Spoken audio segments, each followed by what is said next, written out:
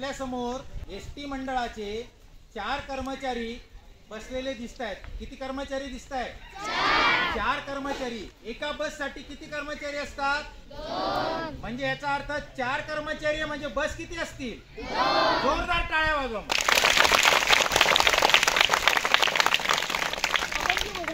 आपल्याकडे एक मानव विकासची बस इयत्ता 5वी ते इयत्ता 10वीच्या मुलींसाठी सुरू आहे। एक 11वी 12वीच्या मुलींसाठी सुरू आहे। 2 वर्षांपूर्वी आपण ही इयत्ता 5वी ते इयत्ता 10वी साठी ज्या मुली आपल्याकडे शिकतात त्यांच्यासाठीची सुरू केलेली बस होती।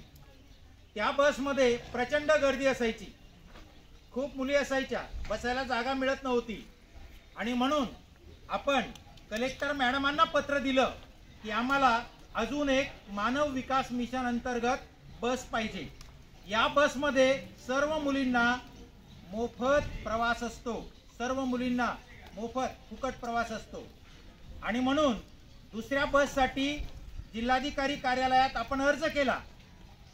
अर्ज केल्यानंतर त्यावरती कारवाई सुरू होती। आपण मग जे काही मानव विकास मिशनचं एक डिपार्टमेंट आहे धुळ्याला, त्या धुळ्याच्या डिपार्टमेंटमधनंही आपल्याकडे सुनीता पवार मॅडम आल्या होत्या। त्यांनाही आपण रिक्वेस्ट केली आणि आपण जिल्हाधिकाऱ्यांना जे पत्र दिलेलं होतं ते त्यांना दिलं, त्यांच्याकडे एक प्रत दिली आणि काही वावडीच्या संदर्भात एक अडचण होती ती दिली।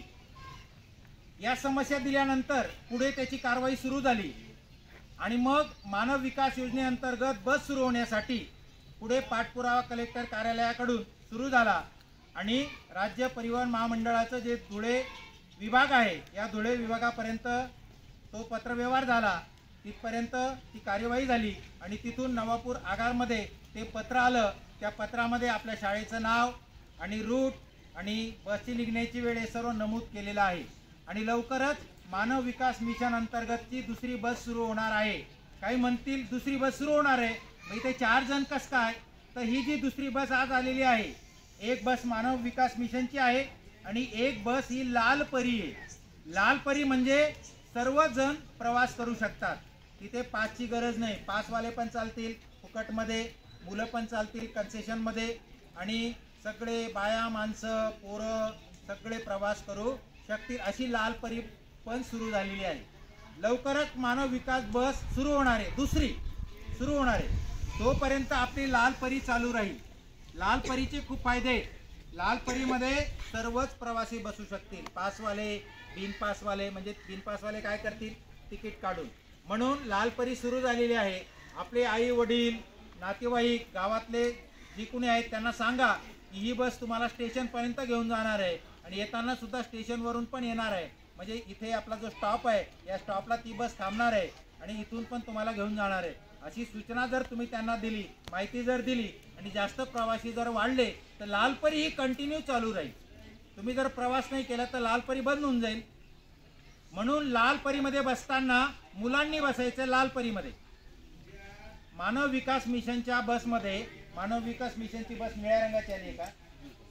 ब्लू कलरची आली, ब्लू कलरची बस आली आहे, तिच्यामध्ये फक्त मुली बसतील। तिथे मुली बसल्यावर जर तिथे जागा मिळत नसेल तर लाल बस जी आहे लाल परी तिच्यामध्ये बाकीच्या मुलींनी बसायचं, तिच्यामध्ये पण पास चालतो। सर्व मुलं हे लाल बसमध्ये बसतील। किती मुलं असेल ज्यांच्याकडे पास आहे किंवा तिकीट काढून जाणार आहेत, पैसे असतील तर तिकीट काढून पण जाऊ शकतात, ते सोनारे भांगरपाडा वगैरे सर्व। लक्षात येत आहे का? मुलांनी लाल बसमध्ये बसायचंय आणि मुलींनी निळ्या बसमध्ये बसायचंय। ज्या मुलींना बसायला आरामात बसून जायचंय निळ्या बसमध्ये, जागा नसेल तर लाल बसमध्ये बसून जायचंय।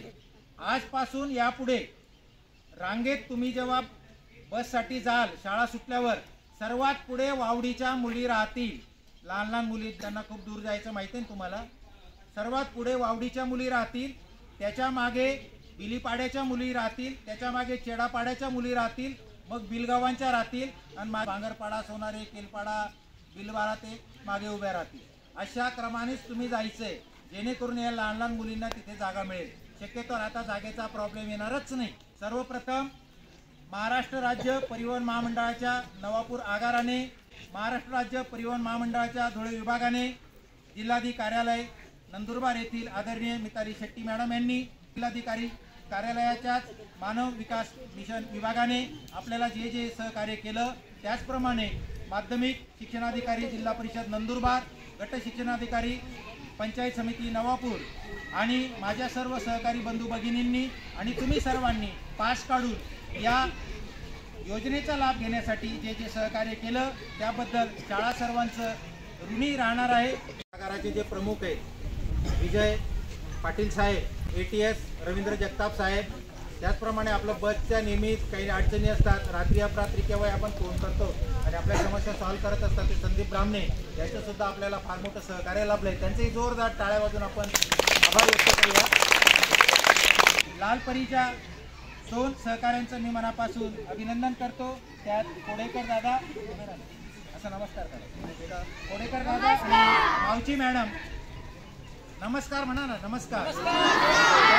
त्याच पद्धतीने गेल्या अनेक दिवसापासून नेहमीच मानव विकास बसमध्ये तुम्ही जो प्रवास करतात त्याचे साथीदार, तुम्हाला सुखरूप घेऊन जाणारे, सुखरूप पोहोचवणारे, तुमची काळजी करणारे, अंडरपासमधून बस जात नाही तर किती हाल होतात पण तुम्हाला कुठल्याही प्रकारचे खरोच येऊ देत नाही, असा सुखरूप प्रवास घडवून आणणारे हे सर्व चालक वाहक यांचं आपण मनापासून अभिनंदन करूया। त्यामध्ये वळवी सर आहेत आणि भट सर सुद्धा आहेत। या सर्वांचं आपण यथोचित स्वागत आता करणार आहोत। सर्व विभागांचं आणि माझ्या सहकाऱ्यांचं मनापासून जोरदार टाळ्यांच्या गजरात आपण एकदा स्वागत। प्रवासी हा आपला देवता मानून तुम्ही सगळं काम करताय म्हणून तुमचं अगदी मनापासून वनवासी विद्यालयाच्या माध्यमातून आम्ही तुमचं स्वागत करू इच्छितो। सर्वात आधी AJ वळवी साहेब यांचा सत्कार करण्यासाठी मी विद्यालयाचे प्राचार्य श्री चिंचोली सर यांना विनंती करतो की त्यांनी AJ वळवी सरांचा सत्कार करायचा आहे। सरांनी आमच्या छोटेखानी जोरदार टाळ्या वाजवा, एकदम जोरदार। श्री MD भट सर जे ड्रायव्हर आहेत आणि यांचा सत्कार करण्यासाठी प्राथमिक विद्या मंदिराचे मुख्याध्यापक लक्ष्मण गावी सरांना विनंती करतो की MD भट सरांचा सत्कार करायचा आहे। मित्रांना कोळेकर सर यांचा सत्कार आपल्या परिवहन समितीचे प्रमुख गायकवाड सर यांना विनंती करतो की त्यांनी कोळेकर दादांचा सत्कार करायचा आहे, त्यांनी आमचा सत्कार करायचा आहे। आणि त्यांच्या स्त्री सुद्धा पुरुषांच्या खांद्याला खांदा लावून आज यशस्वी झालेले आहेत। त्याचे एक उत्तम उदाहरण तुमच्या समोर आहेत। सौ RS मावची मॅडम आणि यांचा सत्कार करण्यासाठी मी नायडे मॅडमांना विनंती करतो।